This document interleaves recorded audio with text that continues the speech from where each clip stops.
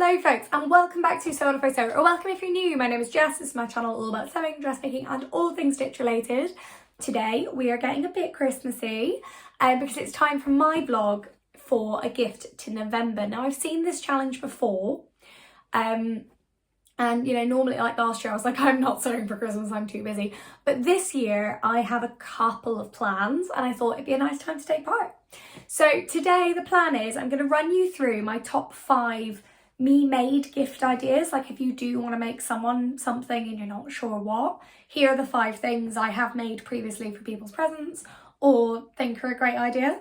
My voice is coming and going today, so please bear with. I've got a bit of a cough at the moment. So if it sounds a bit funny, that'll be why. So grab a cup of tea or your notepad to take Christmas notes and I'm going to run through my top 5. And then I'll tell you a little bit about what I'm sewing this Christmas and ask for your advice. Okay, so number 1 on my top 5 list would be the Helen's Closet Sam apron, being modelled beautifully here by my grandma, which I love. So I made my grandma this last year. She has consented to let me share it and stuff. I made it for her because actually she asked me for a new apron. And I thought, oh, I'll make her one.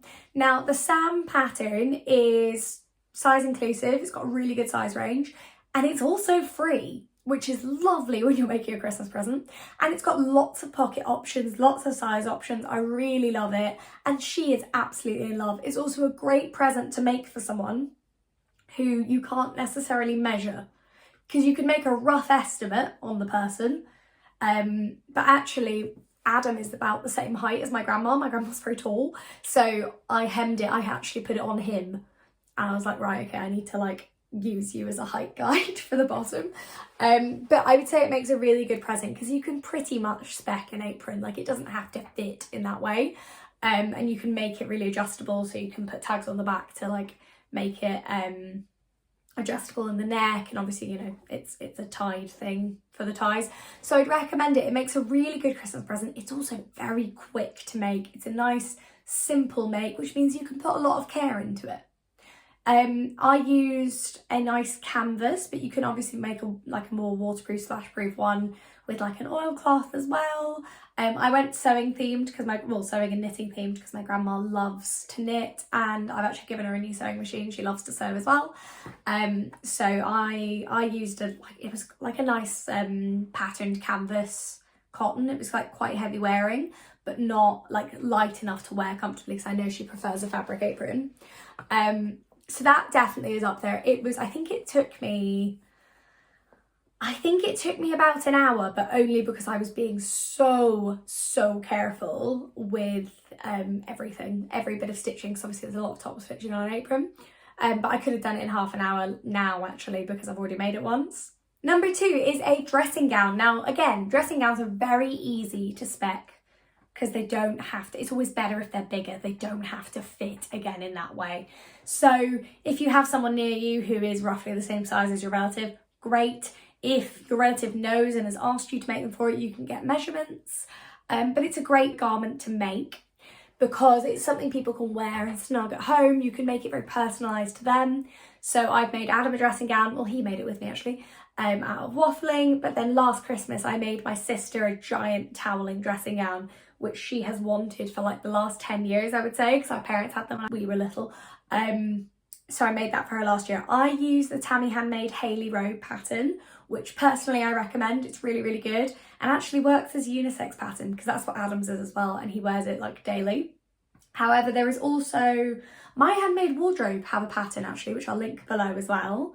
They're all very cost effective and they're nice and you can really make it your own. I think one of the nice things about sewing for Christmas is you don't want to make it too complicated because again, you probably can't fit it fully on the person you want to fit it for unless they know they're getting it. Number 3, I have made 4 of these for Christmas presents before, is the classic. It's pajama bottoms. Again, very, very easy to fit. And if you put an actual cording or ribbon in the waist, then you can make them even bigger and they can just be tied, or obviously elastic waists. There are so many patterns for pajamas out there. I forget which one it is I normally use, so I'll link it below. It's like a simplicity one. The reason I forget is because I bought it when I very first started sewing and I wasn't really paying attention to pattern numbers. So it's in there somewhere. I will dig it out because I've referenced it before. But you just want a nice basic pair of pyjama bottoms. Simplicity have patterns. Tilly and the buttons, I think it's the Juno, is there. If you want to go full pyjamas or just use the bottoms from it, the Paper Theory Agnes, as I have recently discovered, amazing. Closet Core have 2 different types of pyjamas, the Carolyn pyjamas and the new ones that I've forgotten the name of. Again, I'll stick it below. And that's a much more size inclusive version, actually, the new one. They've done alpha testing on it, which I think means it's extra small, small, medium, large, extra large, you know, like those sizes rather than 8, 10, 12.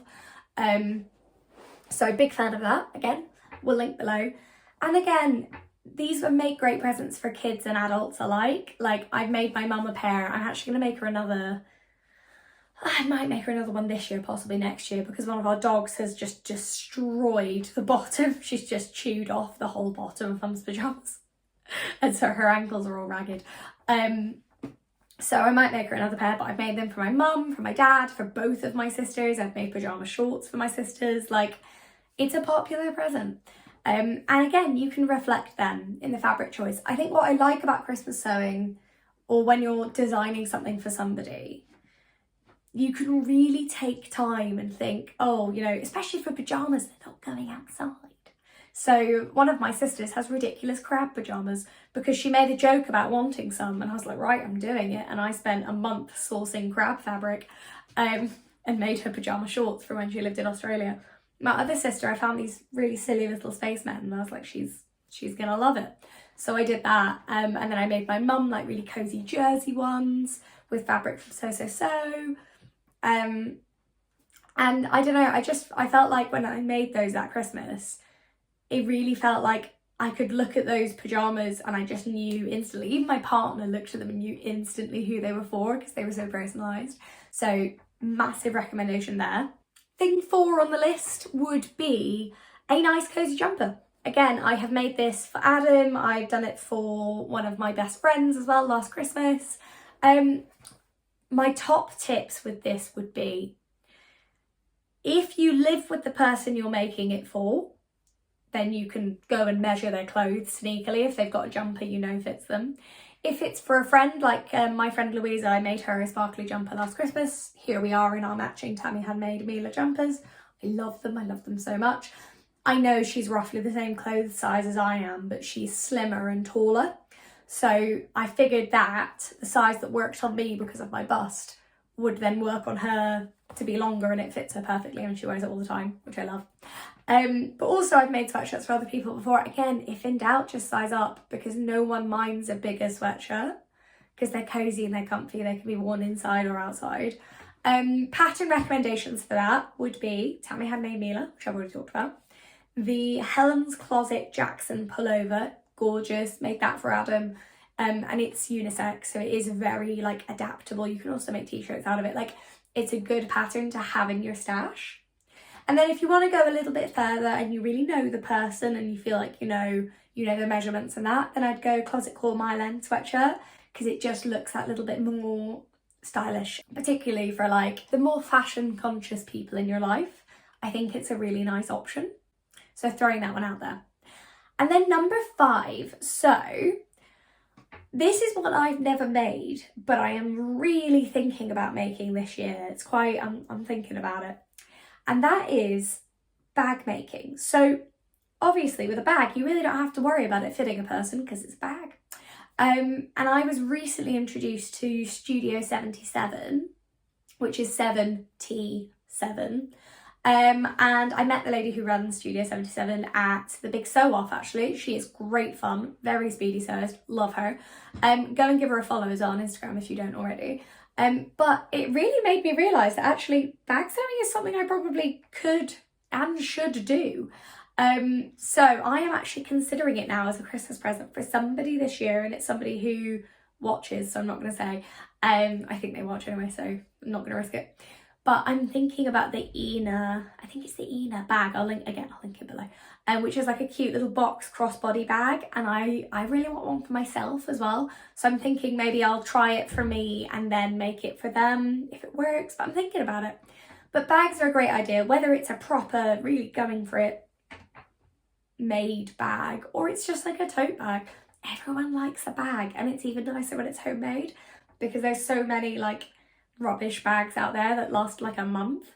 So if you put the time in and really make a beautiful bag, whether it's a tote bag for the book lovers in your life, or it's a school bag, or it's a handbag, or it's a cute little crossbody bag, you know, there are so many options. And again, I'm a big fan of personalizing stuff, making people feel like you've really thought about them. And I think that's something with making presents we have the ability to do, and we have the ability to really put that smile on someone's face, and I think that's really lovely. Now, on to what I'm going to be sewing this year. So, I think I sew for Christmas every 2 years, realistically, because the year in between I have to recover. Now this year I'm not sewing for everybody. I'm considering, I'm allowed to say this because he's not in the house, I'm considering sewing something for Adam. I have no idea what I would make him. I've already got him 2/3 of his Christmas present. I've got him 2 books, he's going to love them both. But I'd like it to get him a little something else, or make, sorry, not to get him, but for him to have a little something else. And I'm thinking about making it. And actually, I'm thinking about making him some pyjamas. I've never made him any, and I think he'd love them. But I think I need to find a silly enough fabric. So bear with on that one. I think I'm going to, because I think it's a little something that is personal from me to him. But also I think I really have some opportunity here to make this hilarious. So, oh yeah, no, I've talked myself into it now. He's getting some pyjamas. I better start looking at fabric now that Black Friday sales are on. I have to decide. Basically, I give myself a deadline every year. I have to decide what I'm sewing for people for Christmas by Black Friday, so that I don't buy for myself on Black Friday ever, but I do buy for other people's Christmas in Black Friday because it's really helpful. So yeah, no, I'm doing that. So I'm going to make Adam some pyjamas. There we go, done. I'm making a wrap skirt for my sister as well. She has specifically requested this. So I'm going to use the My Handmade wardrobe wrap skirt pattern. However, it's not quite what she wants, so I'm going to use it as a baseline. I'm going to get it printed again in a bigger size, and she also doesn't want it to sort of curve up at the front. She wants it to go all the way around, so I'm just going to extend, basically add a corner onto the pieces, so that it's a full wrap, because currently like it is a full wrap at the top, but she just wants that little bit more coverage at the bottom, which I completely get. So I'm going to make that for her, and I'm looking at like some black linen or something like that. That's on the plans. And then I have a commission and I need your help. So I have been asked by my sister to help her make, well, not help her, but make something for her partner. Her partner Ash, he works with Woodcraft Folk, if any of you do that, and he's like a programmer and everything. He's so lovely, quite outdoorsy, and he got a hat about 15 years ago for like £2 in a bargain bin, and it's his favourite hat in the world, and the hat is now starting to die, and he doesn't want any other hats, he just wants his hat, but again. And my sister said, can you make it? And I was like, oh, probably. I mean, can't be that hard, can it? It's like a baseball cap type vibe. But I need your help. So I've had a look through all the hat patterns, nothing looks very good. It is not an option to dismantle the existing hat. That is not even remotely an option. A few people suggested that. No. A, he doesn't know we're doing this, so I can't take his hat apart without him like freaking out. And B, I almost definitely can't put it back together the same. So I don't want him to have a weird Franken hat and then no new hat. So I have photos of the existing hat. It is a 5-panel camping hat. So it's got like a flat bit at the front. I've seen some silly 5-panel hats that are more skatery and they've got like a weird hard panel at the front. We don't want to do that. My sister wants it to be an exact facsimile of the existing hat. So yeah, any recommendations on 5-panel, crucially it has to be 5-panel, hat recommendations for patterns? Where do I buy hat making notions like brims and studs and all kinds of any advice on that, please? I do not know what I'm doing. And also fabric ideas. What do I use? I was thinking some kind of canvas is probably about right. But again, there must be someone amongst the 5,000 of you that very sweetly subscribe to me that must know something about this, or at least a lot more than I do. So please, thoughts, comments, advice, just don't tell me to dismantle the hat. That is not an option. The number of people, I'm like, guys, I can't take apart, I can't steal his hat and take it apart. Like, he'll cry, like I can't do that. So any advice at all, hugely appreciated. And let's try and make his Christmas wish come true as a community if we can. So thank you so much for watching. A Gift in November is created and run by Adam Sews and So Like Dotty. I've linked both of their channels below. So go over, check out more information. They will be able to tell you far more about this challenge than I can, mainly because I'm quite sleep deprived. But it's a great challenge. I've loved being involved and I'm loving watching everybody else's vlogs. So if you enjoyed this vlog, please do give it a like, share and subscribe if you want to hear more from me. And check out the A Gift in November hashtag on Instagram to see what everyone's making. Until then, I'll be back this weekend with another video on my Make 9. Thank you so much for watching and I'll see you next time.